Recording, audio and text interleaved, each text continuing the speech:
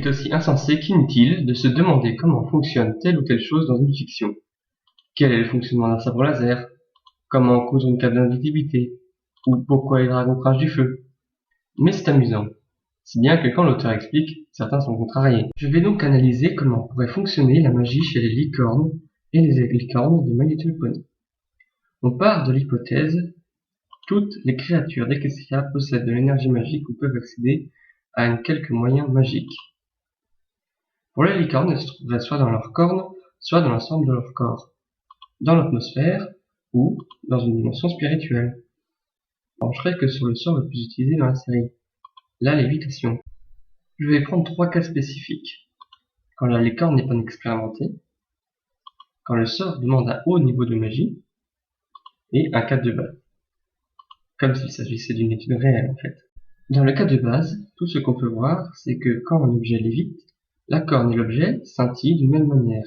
Or, soulever et déplacer un objet consiste à le transformer d'une énergie, peu importe laquelle, et à la transformer en énergie potentielle et cinétique. Donc, en partant du postulat que la magie ne se trouve pas directement dans leur corne, celle-ci doit être utilisée pour les sorts, elle doit servir de transmetteur-transformateur.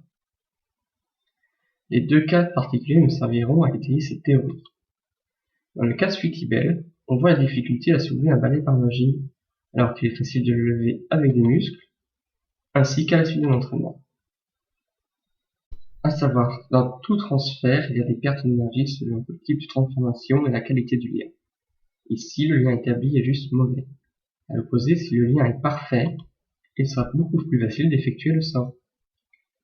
Dans le second cas, Twilight soulève plusieurs objets lourds tout en lançant un sort. Les auras de magie se superposent. Mais surtout, ses sabots s'enfoncent. On voit donc qu'en plus de créer de l'énergie potentielle, elle subit une force gravitationnelle des objets. Pour soulever un objet, l'aura magique peut transmettre une force opposée à la gravité, mais aussi absorber cette dernière. Donc pour moi, l'aura ne déplace pas l'objet, mais lui transmet les forces, la déplaçant dans les directions choisies. Pour finir, je vous laisse avec cette citation.